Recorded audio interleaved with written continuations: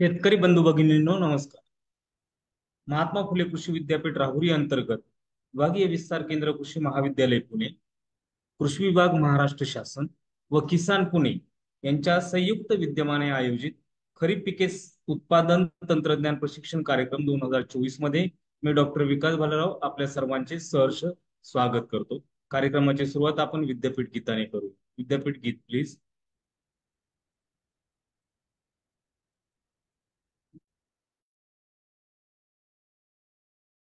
अन्नं बहुपूर्वित तदव्रतम् जय जय जय हरित क्रांति, जय जय जय नवल क्रांति, हरित क्रांतीचे नवल क्रांतीचे कार्य जे करीतीनी ते महात्मा फुले कृषी विद्यापीठ. पश्चिम महाराष्ट्र खानदेशात पसरविले कृषी उत्पन्न जाळे. आधुनिक कृषी तंत्रज्ञानाने निर्मिती भाजीपाला फुले फळे. सातपुडा सह्याद्री पर्वतरांगांवर, तापी गोदावरी मुळा कृष्णा काठावर विश्वजन कल्याणासाठी रचिल्या अगणित विकास वीर, अगणित विकास वीर. जय जय जय जय महात्मा फुले कृषी विद्यापीठ. माळरानी हिरवेगार गालीचे फुलवीती, शिक्षण विस्तार संशोधन ग्राम उन्नती, अन्न पशुधनाने दौलत वाढवीती. अभियंत्यांच्या अवजारांनी विविध प्रक्रिया घडती. जगी घडते झेंडा मानाचा असे हे गौरवती, असे हे गौरवती.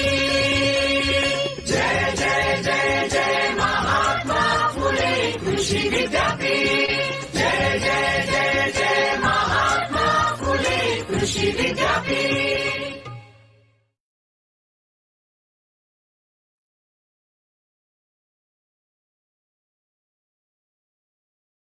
धन्यवाद सर.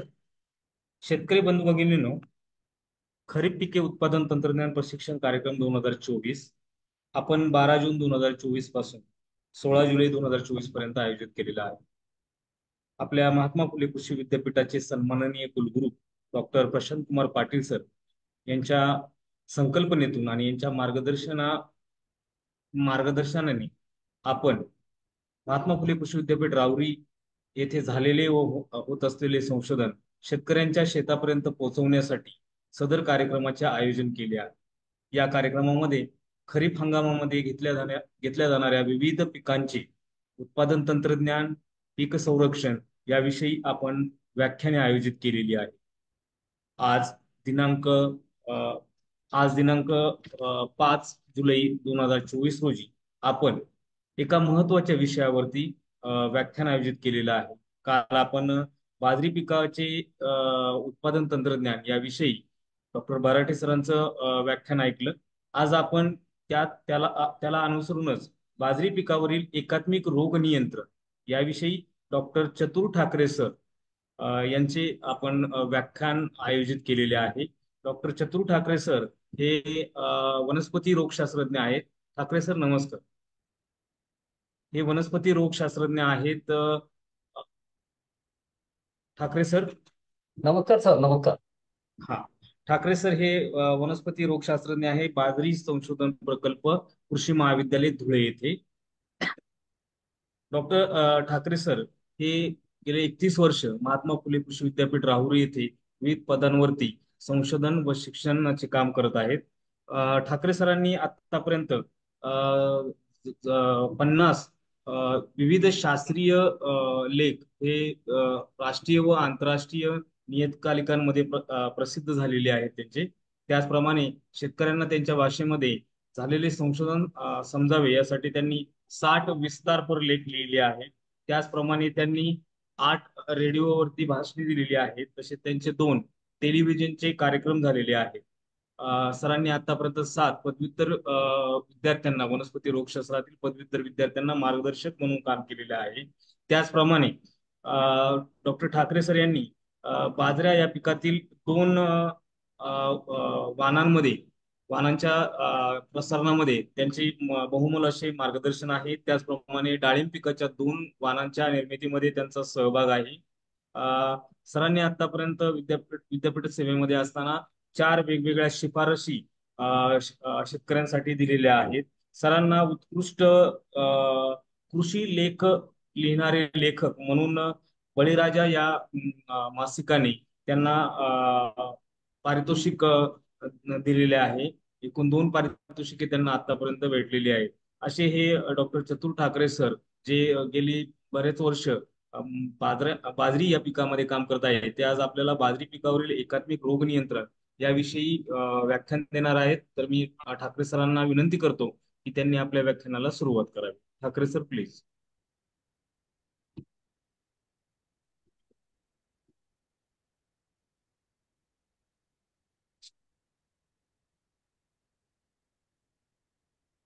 नमस्कार.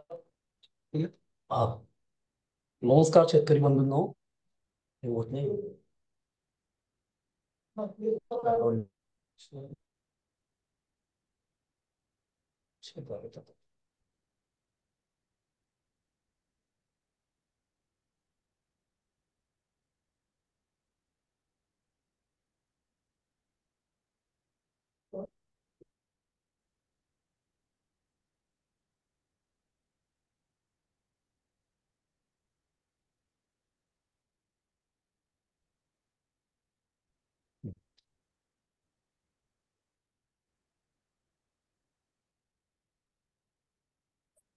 नमस्कार शेतकरी बंधूंनो. तर आजच्या या प्रशिक्षण कार्यक्रमात माझा जो विषय आहे तो बाजरी पिकातील एकात्मिक रोग व्यवस्थापन. तर बाजरी हे गरिबांचं आहे असं समजलं जात होतं, परंतु आजकालच्या या धावपळीच्या जीवनामध्ये डॉक्टरच आता शिफारस करत आहेत की बाजरी तुम्ही एक वेळ तरी खा. म्हणून बाजरीला आपल्या आहारामध्ये अत्यंत महत्व प्राप्त झालेलं आहे. तर या अशा महत्वाच्या बाजरी पिकाविषयी कालच आपण खरीप बाजरी लागवड तंत्रज्ञान याविषयी डॉक्टर बराटे सर यांचं मोलाचं मार्गदर्शन आपण ऐकलेलं आहे. तर आता आजचा जो विषय आहे माझा, तर बाजरीवर येणारे महत्वाचे रोग कोणते, त्यानंतर त्या रोग निर्माण करणारे घटक कुठले आहेत, त्यांचा प्रसार नियंत्रण कसं करायचं याविषयी आपण माहिती जाणून घेणार आहोत. तर रोग म्हणजे काय याविषयी आपण थोडक्यात एक व्याख्या म्हणूया किंवा रोग म्हणजे काय हे समजून घेऊया. तर जेवढे सजीव आहेत, मनुष्य असेल, प्राणी असेल, पिके आहेत, तर प्रत्येकामध्ये रोगाची लागण ही आजाराची किंवा रोगाची लागण ही होत असते. रोग म्हणजे काय की थोडक्यात पिकांची जी शरीर रचना आहे, त्यांचं कार्य व त्यांच्या स्वाभाविक प्रक्रिया यामधील समतोलपणातील जो बिघाड आहे त्यालाच आपण रोग किंवा आजार असे म्हणतो. कृषी शास्त्राच्या दृष्टीने पिकातील अंतर्गत परिस्थितीत व त्यांचे सामर्थ्य यावर रोग परिणाम घडवत असतात. हा परिणाम दृश्य किंवा अदृश्य स्वरूपात असतो, परंतु शेवटी पिकाचे नुकसान हे होत. शेतकऱ्यांच्या दृष्टीने फार महत्व आहे. तर रोग निर्माण करणारे घटक किंवा रोग कशामुळे निर्माण होतात, तर रोगास बळी पडणारे वाण सगळ्यात महत्वाचं आहे. की आपण जर रोगास बळी पडणारे वाण पेरले तर त्या ठिकाणी 100% रोग येईल. म्हणून रोगास बळी न पडणारे वाणांचा आपण वापर केला पाहिजे. दुसरं महत्वाचा घटक म्हणजे रोगास अनुकूल वातावरण. कुठलाही रोग निर्माण होण्यासाठी जे वातावरण आहे, विशेषतः त्याच्यामध्ये तापमान, आर्द्रता की ज्याला आपण रिलेटिव्ह ह्युमिडिटी म्हणतो, यांचा फार जवळचा संबंध आहे. जर त्या ठिकाणी हे वातावरण रोगास अनुकूल असेल, बळी पडणारा वाण असेल, तर हमखास त्या ठिकाणी रोग निर्माण होतो. आणि तिसरा महत्वाचा घटक, हे दोन्ही घटक अनुकूल असतील परंतु रोग निर्माण करणारे जे सूक्ष्मजीव असतात की जे आपल्याला डोळ्यांनी दिसत नसतात, तर असे हे सूक्ष्मजीव की ज्यामध्ये बुरशी म्हणजे फंजाय, जीवाणू म्हणजे बॅक्टेरिया, आणि विषाणू म्हणजे व्हायरस की ज्याला विषाणू म्हणतो, तर ह्या तिघांचा फार मोठा आहे. त्यातल्या त्यात वनस्पतींमध्ये बुरशीचा वाटा हा मोठा आहे. त्यानंतर रोगाचा प्रसार कशामुळे होतो, रोग एका ठिकाणाहून दुसऱ्या ठिकाणी किंवा एका शेतामधून दुसऱ्या ठिकाणी त्याचा प्रसार कसा होतो. तर रोगाचा प्रसार करणारे महत्वाचे जे घटक आहेत ते म्हणजे माती, बियाणे, हवा, पाणी, अवजारे, कीटक आणि प्राणी यांच्या मार्फत रोगाचा प्रसार होतो. आणि बाजरी या पिकावर कोणकोणते महत्वाचे रोग येतात, या रोगाची लक्षणे कोणती आहेत आणि त्यांचं नियंत्रण किंवा त्यांचं व्यवस्थापन कसं करायचं, एकात्मिकपण कसं करायचं, हे आपण महत्वाचे 5 प्रकार आहेत. तर ते आपण रोग आहे महत्वाचा तो म्हणजे केवडा रोग, ज्याला आपण डाउनी मिल्ड्यू असं म्हणतो. तर हा एक बुरशीजन्य रोग आहे आणि स्क्लेरोस्पोरा नावाच्या बुरशीमुळे हा रोग होतो. यालाच गोसावी किंवा झिपऱ्या रोग म्हणून सुद्धा ओळखले जाते ग्रामीण भागामध्ये. नंतर बाजरीवर भारतात आढळतो. पेरणीनंतर साधारणतः आपल्याला शेतामध्ये 15 ते 20 दिवसांनी जी बाजरीची कोवळी रोप असतात ती पिवळी पडून या रोगाची आपल्याला लागण झालेली दिसून येते. आता रोगाची लक्षणं आपण कसं ओळखायचं की हा डाउनी मिल्ड्यू आहे की केवडाच आहे. पानाच्या खालच्या भागावर बुरशीच्या पांढऱ्या रंगाची पावडर सर्वप्रथम आपल्याला साधारणतः 15 ते 20 दिवसानंतर दिसायला सुरुवात होते, म्हणून त्याला डाऊन साईडला दिसते, म्हणून त्याला डाउनी मिल्ड्यू म्हणतो. पानांवर एकमेकांना समांतर पिवळसर पट्टे दिसून येतात. ते पानांनी संपूर्ण लांबी निम्म्याच्या वर रुंद भाग सामावून घेतात. रोगांच्या वाढीबरोबरच असे पिवळसर पट्टे भुरकट रंगाचे पडून पाने करपतात व फाटतात. या रोगाचे प्रमुख लक्षण म्हणजे संपूर्ण कंसात किंवा कंसाच्या खालच्या भागावर दाणे भरण्याऐवजी त्या ठिकाणी पानासारखी म्हणजे पर्ण रचना तयार होते, दिसून येते आणि संपूर्ण पीक वाया जाऊ शकते. तर हे बघा, आता या ठिकाणी हा जो पहिला फोटो दाखवले लक्षण, मी आता सांगितलं की 20-21 दिवसानंतर साधारणतः पानाच्या खालच्या साईडला डाऊन साईडला अशा पद्धतीने आपल्याला हे डाउनी मिल्ड्यू रोगाची पांढरी वाढ झालेली दिसून येते आहे, समांतर या ठिकाणी दिसते बघा. आणि त्यानंतर ज्या वेळेला पीक कणीस अवस्थेमध्ये येतं किंवा कंसावर येते, त्या ठिकाणी कंसांमध्ये दाणे भरण्याच्या ऐवजी संपूर्ण त्याचं पानांमध्ये छोटे छोटे पानांमध्ये पर्णांमध्ये रूपांतर झालेलं आहे. म्हणजेच या ठिकाणी आपण जर बघितलं तर हे 3 कंस दिसत आहेत, पण तिन्ही कंसांमध्ये 100% त्या ठिकाणी ते एकही दाना त्या ठिकाणी लागलेला दिसत नाही. म्हणजे या ठिकाणी 100% नुकसान त्या 3 ताटाचं.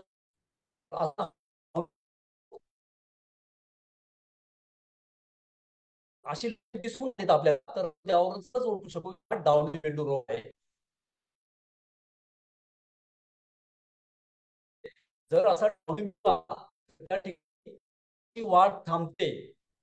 रोगट रोप जे असतात ते स्टंटेड, म्हणजे त्यांची जी वाढ होते ती खुंटते आणि त्या ठिकाणी पानं पिवळे पडून जे अन्न तयार करण्याची क्षमता आहे पिकाची ती मंदावते आणि त्यामुळे त्या वाढ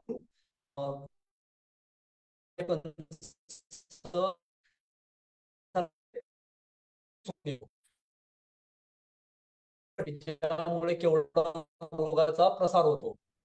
शेतामध्ये एकदा तर ही जी पावडर आहे हवेमानावर एका ठिकाणी वाऱ्याच्या पावते. म्हणजे तापमान साधारणतः 20 ते 30 डिग्री सेंटीग्रेड तापमान आणि जी रिलेटिव्ह ह्युमिडिटी किंवा जिला आपण आर्द्रता म्हणतो ती 80 ते 90% जवळपास असेल, तर हे अनुकूल वातावरण या रोगाला पोषक असतं आणि त्याचा जो त्याची प्रसार आहे तो मोठ्या प्रमाणात होतो. सर्व दूर रोगास पोषक वातावरण आणि वाऱ्याचा झोत की ज्यामुळे हे जे रोगाचे बीजाणू आहेत ते प्रसारणास मदत करतात. बाजरी वाण रोग निर्माण होण्याची क्षमता, आताच मगाशी सांगितलं मी, रोगास बळी पडणारे वाण जर त्या ठिकाणी असतील, वातावरण अनुकूल असेल, तर त्या ठिकाणी 100% त्या ठिकाणी रोगामध्ये वाढ होईल. रोग बीजाणू लागण झाल्यापासून साधारणतः त्याचा जो कालावधी आहे तर 7 दिवसामध्ये तो एक चक्र पूर्ण करतो. म्हणजे 7 दिवसानंतर पुन्हा त्याची दुसरी पिढी व्हायला सुरुवात होते. म्हणून हा रोग खूप फास्ट किंवा जलद पिकाच्या एका हंगामात रोग झपाट्याने प्रसार करणारे बीजाणू, ज्यालाच आपण स्पोरॅन्जियल स्पोरच्या अनेक पिढ्या त्यामुळे तयार होतात, की जी आपण पांढरी बुरशी पानांवर बघितली आता, तिच्या अनेक पिढ्या या ठिकाणी तयार होतात. तर या ठिकाणी उल्लेख पानावरची पावडर जी दिसते आपल्याला, तर ही सूक्ष्मदर्शी यंत्राखाली आपल्याला असे बीजाणू दिसून येतात की जे पीक पक्व अवस्थेकडे जाते. पिकावर पानांमध्ये जी करपलेली पानं असतात त्या ठिकाणी जे ऊस नावाचा एक बीजाणू आहे की जो सुप्त अवस्थेमध्ये जमिनीत अनेक वर्ष थिक वॉल म्हणजे त्या वातावरणाला तो कुठलीही दाद देत नाही आणि जमिनीमध्ये अनेक वर्षे राहून पुन्हा बाजरीच्या ससेप्टिबल म्हणजे रोगात बळी पडणारा बाजरीचा वाण त्या ठिकाणी लागण करून पुन्हा त्या ठिकाणी हा केवढा रोग निर्माण करू शकतो. या त्या चक्र कसं आहे दाखवलेलं. हा मगाशी जो सांगितला मी थिक वॉल डबल, तो त्या ठिकाणी जमिनीमध्ये असते, परंतु त्या जमिनीमध्ये ज्या वेळेला सफिशियंट पाऊस होतो, आपण पीक पेरतो, तर तो मॉइश्चर ऍब्सॉर्ब करतो, जमिनीत ऍब्सॉर्ब करतो, शोषून घेतो आणि त्याचं जनरेशन होतं. जनरेशन होऊन अंकुर उठतो त्याला आणि तो बाजरीच्या फुटलेल्या कोवळ्या मुळ्यांना इन्फेक्ट करतो आणि त्यानंतर आपल्याला 20 दिवसांनी दिसून येते आणि पावडर हवेमार्फत पुन्हा नवीन पिकांना किंवा जे ठिकाणी हवेमार्फत ती प्रसार पाहिजे. मध्ये रोगाचा हा व्ह्यू दाखवलेला आहे. हे संपूर्ण जे आपल्याला बाजरीच्या लाईन समजा करायच्या आहेत त्या या ठिकाणी अशा पद्धतीने त्याची निवड करतो. ह्या मिल्ड्यू किंवा केवढा रोग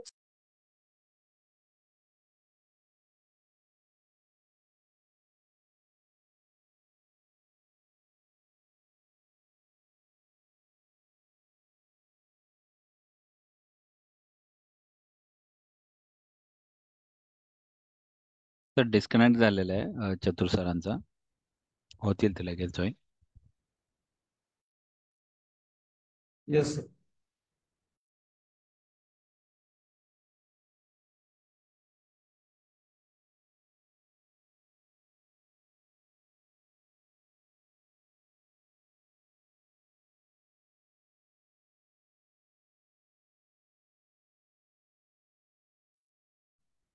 सर पुन्हा एकदा शेअर कराल का?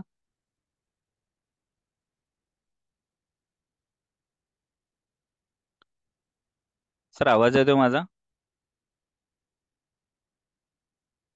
तुमची स्क्रीन पुन्हा एकदा शेअर करा. दीपक सर आवाज येतोय तुमचा, पण ठाकरे सरांना जातोय का बघू. हा, त्यांचा अनम्यूट नाही झालाय.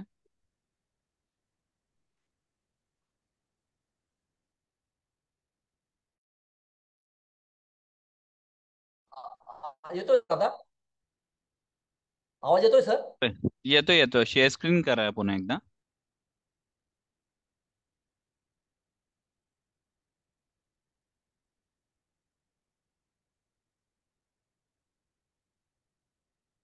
दिसते सर? हॅलो. नाही सर, अजून नाही. एक 2 मिनिटं सर.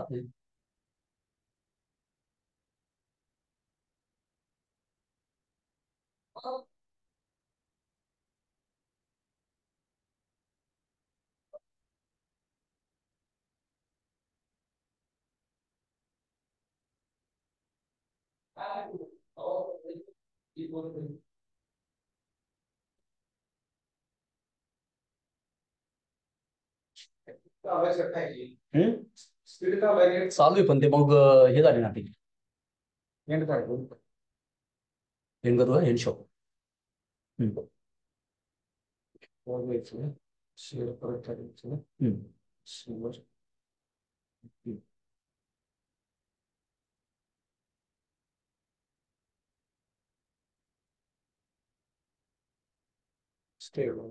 दिसतंय सर? हो दिसतेय. फुल स्क्रीन करा आणि सुरू करू शकता मग. हा. हा. चालू करायचे नाही व्हिडिओ. हा तर केवढा रोगाचं नियंत्रण कसं करायचं याविषयी आपण माहिती घेत होतो. तर दुसरा महत्वाचा घटक म्हणजे पेरणीपूर्वी बियाण्यास मेटॅलिक झील 35 एप्रॉन म्हणून आहे, या बुरशीनाशकाची 6 ग्रॅम प्रति किलो बियाणे बीज प्रक्रिया करून पेरणी करायची आहे. बाजरीच्या वरील लक्षणयुक्त रोगग्रस्त झाडांची खात्री होताच अशी झाडे उपटून नष्ट करायचे आहेत, जाळून किंवा खड्ड्यामध्ये गाळून नष्ट करायचे आहेत. शेतात रोगाचे बीजाणू सुप्त अवस्थेत खूप वर्ष राहू शकतात, म्हणून अशा रोगग्रस्त शेतात बाजरीची पेरणी टाळावी, म्हणजेच पिकाची फेरपालट करावी. कमीत कमी 5 वर्षे अशी फेरपालट करणे गरजेचं आहे. त्यानंतर शेतात रोग दिसून येतात, शक्य असल्यास मेटॅलिक झील 72 WP 4% म्हणजे 40 ग्रॅम प्रति 10 लिटर पाणी या प्रमाणात आवश्यकतेनुसार 1 ते 2 फवारण्या आपण 15 ते 20 दिवसाच्या अंतराने करू शकतो. त्यानंतर दुसरा जो महत्वाचा रोग आहे बाजरीवरचा तो म्हणजे करपा रोग. तर करपा हा जो रोग आहे तर हा पूर्वी मायनर रोग होता, परंतु आता साधारणतः 2012 पासून हा एक मुख्य रोग झालेला आहे आणि सध्या बाजरीवर करपा हा मोठ्या प्रमाणात येतो आणि यामुळे खूप मोठ्या प्रमाणात नुकसान होत आहे. तसं पानावर ठिपके किंवा करपा आपल्याला दिसून येतात आणि हा सुद्धा एक बुरशीजन्य रोग आहे. पायरिक्युलेरिया नावाच्या बुरशीमुळे हा रोग होतो. भारतात सर्वप्रथम हा रोग 1953 मध्ये कानपूर या ठिकाणी उत्तर प्रदेशात कमी धोकेदायक रोग म्हणून बाजरीवर नोंदवण्यात आलेला होता, परंतु अलीकडे करपा हा रोग मोठ्या प्रमाणात महाराष्ट्रासह संपूर्ण भारतात आपल्याला वाढताना दिसून येत आहे. महाराष्ट्राचा जर विचार केला तर 2012 पासून धुळे, अहमदनगर, नाशिक, पुणे जिल्ह्यांमध्ये या रोगाचा प्रादुर्भाव मोठ्या प्रमाणात दिसून येत आहे. बाजरीचे पेरणीसाठी वापरण्यात येणारे सर्व सुधारित व संकरित वाण कमी अधिक प्रमाणात या रोगाला बळी पडत होते, परंतु आता संपूर्ण भारतामध्ये या रोगाला बळी न पडणारे वाण संशोधन करण्याचं काम अखिल भारतीय स्तरावर जोमाने सुरू आहे आणि काही वाण सुद्धा चांगले त्या ठिकाणी निर्माण होत आहे. रोगाची लक्षणे कशी आहेत तर रोगाची लक्षणे जर बघितली आपण तर बाजरीच्या पानांवर लहान लहान गोलाकार त्रिकोणात्मक ते लंब गोलात्मक तपकिरी करड्या रंगाचे ठिपके साधारणतः 1 ते 2 मिलीमीटर ते 20 मिलीमीटर पर्यंत आपल्याला दिसून येतात. या ठिपक्यांभोवती लालसर रंगाचं एक गोल वलय आपल्याला त्या ठिकाणी दिसून येतं किंवा तिला कडा म्हणू आपण, आणि मध्यभागी मात्र राखाडी किंवा राखट रंगाचं पांढरा फिक्कट पोकळी दिसून येते आपल्याला. आणि रोग वाढल्यानंतर संपूर्ण पान हे करपल्यासारखं दिसतं. जेव्हा हे ठिपके सगळे मिक्स होतात त्या ठिकाणी ते पान करपल्यासारखं दिसतं. अनुकूल हवामानात हा रोग पाने एकमेकांना घासल्यामुळे तसेच हवेमार्फत याचे बीजाणू प्रसारण पाहून झपाट्याने रोगाची वाढ होते. रोपावस्थेत करपा रोगाची लागण झाल्यास व अनुकूल वातावरणात रोगाचे प्रमाण वाढल्यास कणसात अजिबात किंवा काही प्रमाणात दाणे भरतात. थोडक्यात या ठिकाणी सांगायचं असं की जर हा करपा रोग फ्लॉवरिंगच्या अगोदर वाढीच्या तर खूप मोठ्या प्रमाणात उत्पादनामध्ये घट निर्माण करतो. त्याचे काही फोटो सुद्धा आपल्याला या ठिकाणी बघायला मिळतील. तर करपा हा रोग कसा दिसतो, मी जे आता वर्णन केलं त्यानुसार हे बघा, असं त्रिकोणात्मक या ठिकाणी ठिपके, त्याच्याभोवती हे कड्या लाल रंगाचं वलय आणि मध्यभागी ग्रे कलर किंवा कड्या रंगाचं आपल्याला हे दिसतंय. तर असं हे टिपिकल बाजरीवर येणारा हा करपा रोग आहे आणि ते मिक्स झाल्यानंतर असं करपल्यासारखं दिसतं संपूर्ण पान. तर या ठिकाणी फील्ड मधले, शेतामधले काही व्ह्यू दिसत आहेत आपल्याला बघा. संपूर्ण शेतामध्ये या ठिकाणी बाजरीच्या पानांवर शिवाय आणि खोडावर सुद्धा हा रोग पुन्हा बळावल्यानंतर जातो.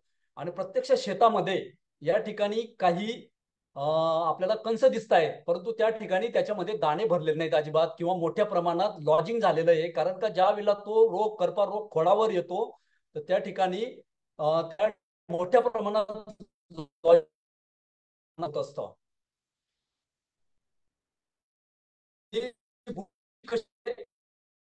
प्रयत्न केले प्रयोगशाळेमध्ये, कशी वाटते काच पेटीच्या ह्याच्यामध्ये, म्हणजे आपण त्याला पेट्री प्लेट म्हणतो, आणि मायक्रोस्कोप खाली कसे दिसतात सूक्ष्मदर्शी खाली पायरी ते दाखवण्याचा प्रयत्न केलेला आहे. नंतर प्रसार, कर्करोग वाढीसाठी असेल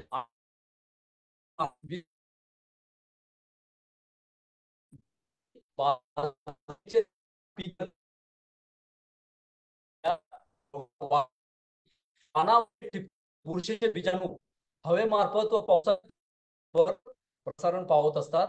एका अंगापासून दुसऱ्या अंगामात रोगाचा प्रसार, रोगाचे बीजाणू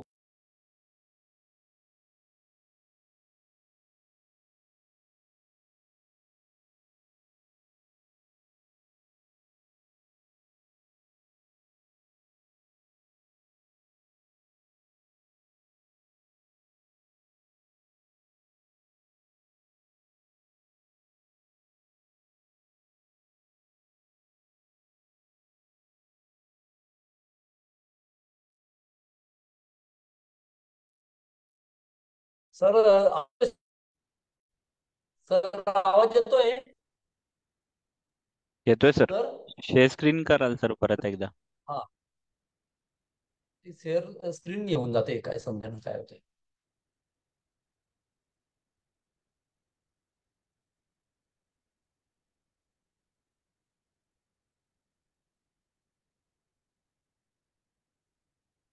तर कार्बन डायझिन किंवा थायोफॅनेट मिथाइल 10 ग्रॅम प्रति 10 लिटर पाणी किंवा ट्रायफ्लॉक्झोस्ट्रोबिन प्लस टोबिकोनेझोल, ज्याला आपण ट्रेड नेम त्याचं नेटिव्हो म्हणून आहे, हे संयुक्त बुरशी नाशक आपण 4 ग्रॅम प्रति 10 लिटर पाणी या प्रमाणात 15 दिवसाच्या अंतराने गरजेनुसार जर आपण 2 किंवा 3 किंवा 1 किंवा 2 फवारण्या जरी केल्या तरी या रोगाचं खूप चांगलं नियंत्रण मिळून उत्पादनामध्ये आपल्याला वाढ झालेली दिसून येते. करपा रोग प्रतिकारक्षम बाजरीच्या वाणांची, जसेच आदिशक्ती, धनशक्ती किंवा जे काही वाण सांगितलेले आहेत, तर करपाला बळी न पडणारे वाण आपण जर निवड केली पेरणीसाठी तर हमखास आपल्याला फायदा होऊ शकतो. त्यानंतर तिसरा महत्वाचा जो रोग आहे बाजरीवर येणारा तो म्हणजे अर्गट रोग. हा अर्गट रोग आपल्याला सर्वांनाच परिचित आहे, परंतु त्याला अर्गट म्हणतात असं काही वेळेला आपल्याला माहित नसतं. म्हणून अर्गट रोगाविषयी आपण माहिती जाणून घेऊया. हा सुद्धा एक बुरशीजन्य रोग आहे. क्लॅव्हिसेप्स नावाच्या बुरशीमुळे हा रोग होतो. तर हा एक प्रमुख रोग आहे व अत्यंत घातक रोग आहे बाजरीवर येणारा. कारण बाजरीच्या कणसांवर दिसून येतो, परंतु हा 2 स्टेज याच्या आपल्याला कणसांमध्ये, कारण हा रोग फक्त कणसावरच दिसतो. त्याच्या अगोदरचे आपल्याला, जसं आपण अगोदरचे 2 रोग बघितलेत पानावर, तर तसं हा आपल्याला दिसून येत नाही. पण कणीस निसवल्यानंतर त्या ठिकाणी आपल्याला हा रोग दिसून येतो. त्याच्या 2 स्टेज आहेत, एक हनीड्यू स्टेज आणि दुसरी स्क्लेरोसियल स्टेज. हे काय आपण ते पुढे बघूच. पिकाचे फार मोठ्या प्रमाणात हा रोग नुकसान करतो.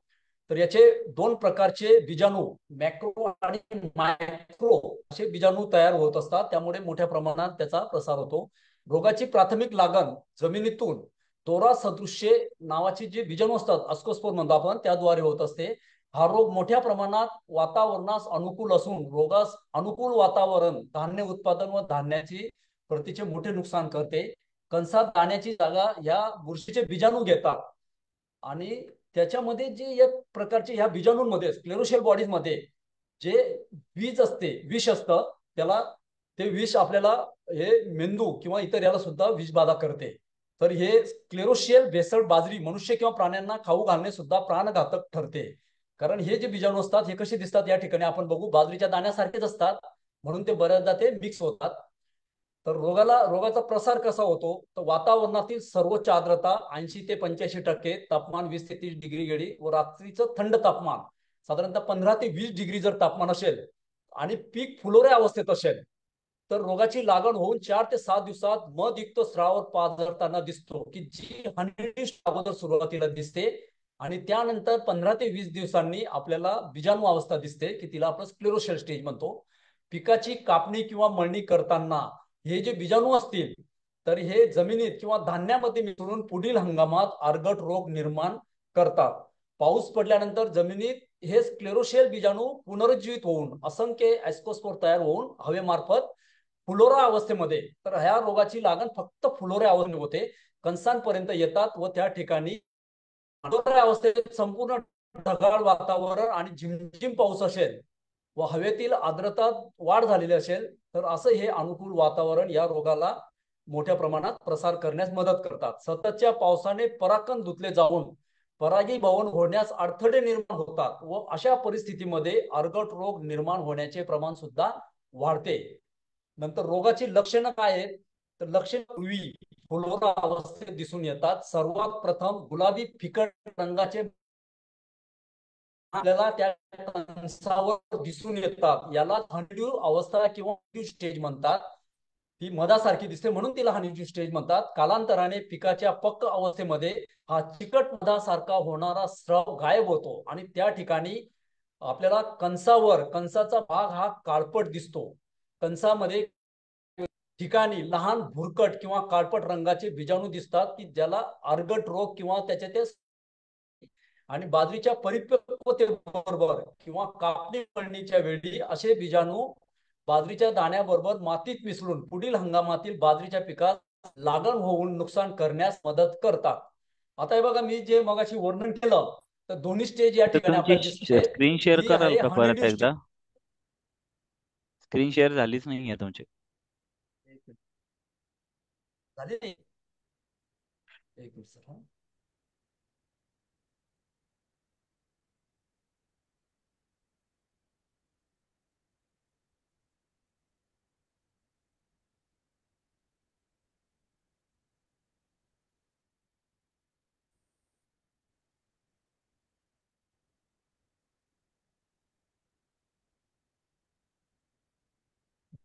हा, ठीक आहे, आता झाली आहे.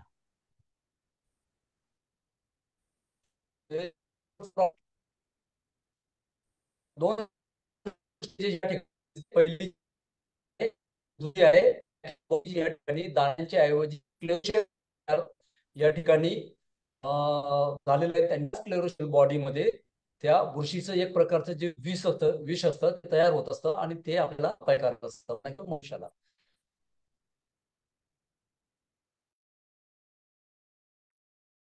सर फुल स्क्रीन करा ते.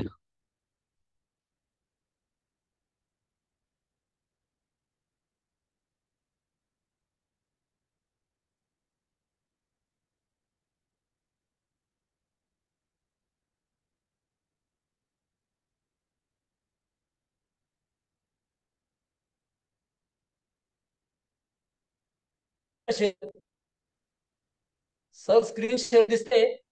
नाही, हॅलो. आता झाली झाली होती, परत हे झाली.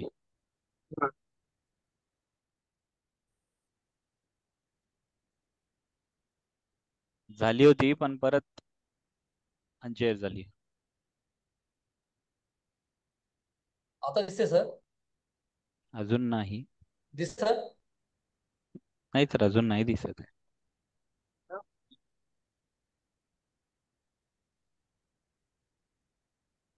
मला चेंज झालं.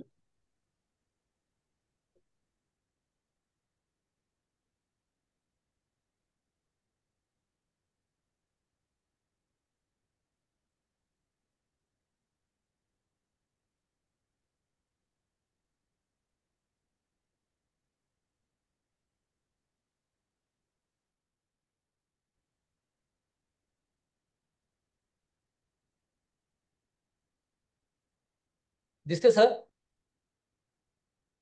हो हॅलो. हो, दिसतीये दिसतीये सर. फुल फुल स्क्रीन करा ज्या सर. हो, 30 कंटिन्यू करा सर.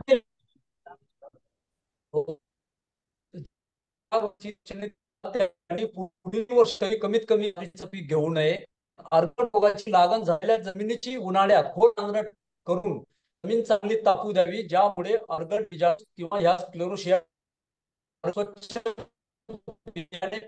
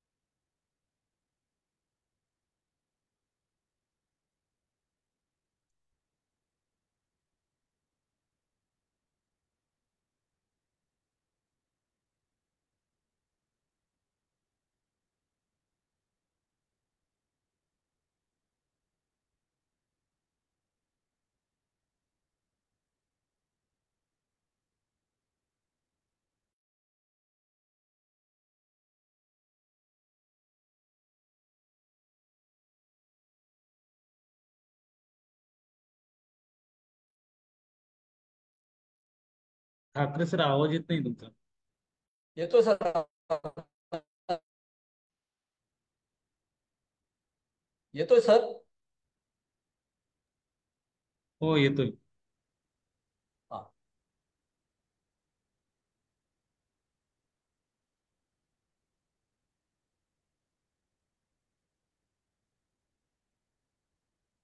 तर याची रोगाची आपण बघितलेलीच आहेत. सॉरी. हा, पुढचा जो रोग महत्वाचा रोग आहे तो काणी रोग आहे, की ज्याला आपण स्मट असं पण म्हणतो. बाजरीची दाणे काणी बाजरीवर येणारा तर दाणे काणी हा एक महत्वाचा बुरशीजन्य रोग आहे. हा सुद्धा आपल्याला दिसून येतो. अर्गट प्रमाणेच आपल्याला हा फक्त कणसांवर दिसतो. तर हा रोग कमी अधिक प्रमाणात भारतात बाजरी पिकवणाऱ्या सर्वच राज्यांमध्ये दिसून येतो. यालाच काजळी किंवा स्मट रोग असंही म्हणतात. काणी रोगाची बुरशी ज्याला आपण टेलिटोस्पोर म्हणतो, हे जे बीजाणू आहे ते रोगाची लागण झालेल्या कणसातील फुलात तयार होतात आणि हे बीजाणू जमिनीत तसेच बियाण्यासोबत मिसळले जातात व पुढे रोगाची प्रथम लागण होण्यास कारणीभूत ठरतात. पुढे रोगाचा प्रसार हवेमार्फत या रोगामुळे 15 ते 20% उत्पादनात घट येऊ शकते, परंतु अनुकूल वातावरणात यापेक्षा आणि 25 ते 35 डिग्री सेंटीग्रेड हे घटक याला वातावरणातील घटक याला अनुकूल आहेत. रोगाची लक्षणे, हा रोग बाजरीच्या कणसांमध्ये दाणे भरताना दिसून येतो. कणसामध्ये काही दाण्यांच्या ठिकाणी बाजरीच्या दाण्याऐवजी बाजरीच्या दाण्यापेक्षा 1.5 ते 2 आकाराने मोठे चकाकणारे हिरव्या किंवा चॉकलेटी रंगाचे अंडाकृती किंवा अंडाकार टोकाला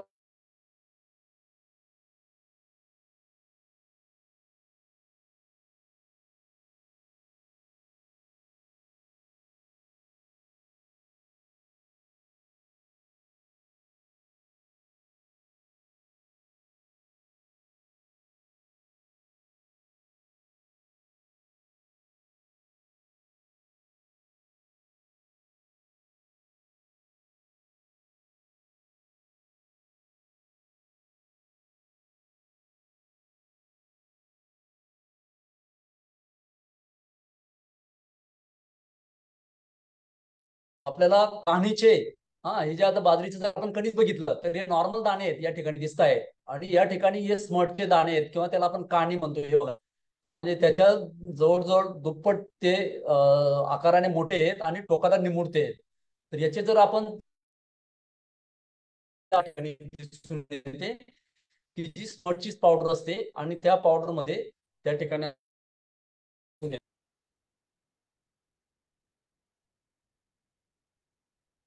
तर काणी रोगाचं नियंत्रण आहे ते कशा पद्धतीने करायचं, तर याचे रोग निर्माण करणारे बीजाणू जमिनीत मिसळलेले असतात, शिवाय हवेमार्फत रोगाचा प्रसार होतो. या रोगाचे नियंत्रण करणे आवश्यक. काळजी घेतल्यास काही प्रमाणात रोग नियंत्रण होऊ शकतो.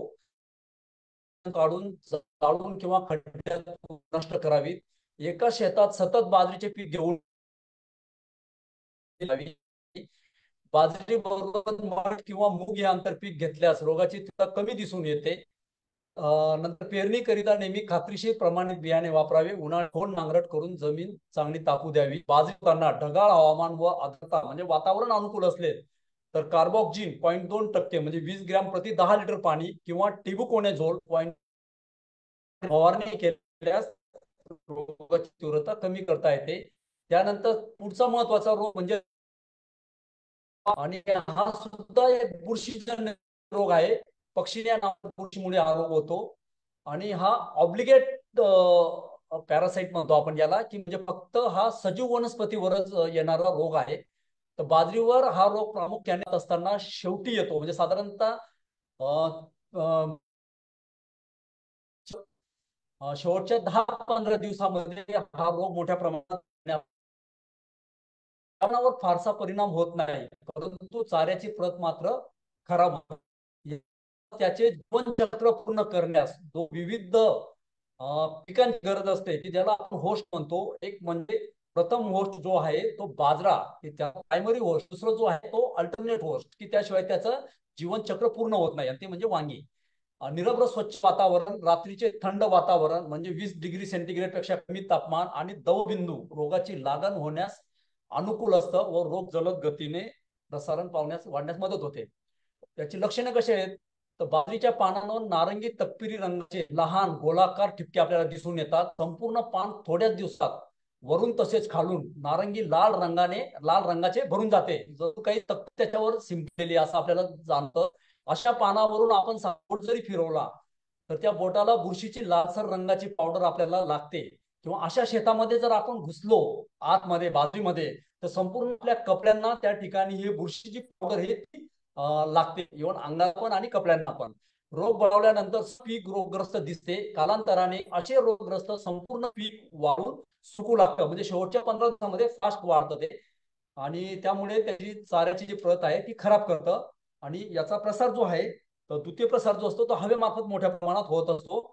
तर या ठिकाणी मी तांबेरा रोग पानावर कसा दिसतो किंवा हे शेतात व्ह्यू आहे बघा, संपूर्ण पानांवर या ठिकाणी हा तांबेरा रोग आपल्याला दिसून येतोय, गेरवा रोग दिसतोय.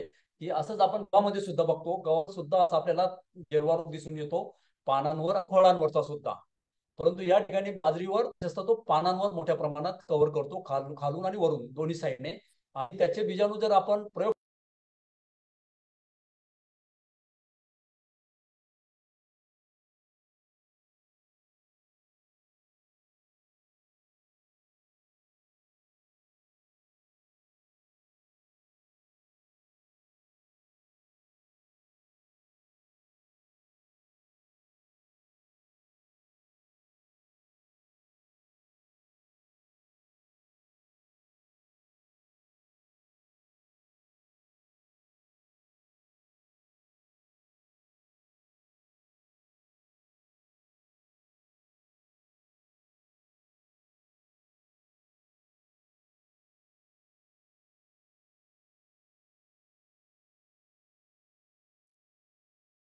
ठाकरे सर, आवाज येत नाहीये.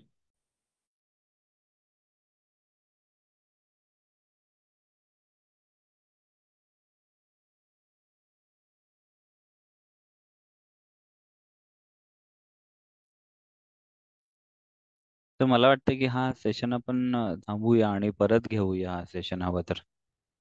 हो चालेल. ठीक आहे, मी एंड स्क्रीन हे करतो, तुम्ही बोलून घेता सरांशी. हो चालेल.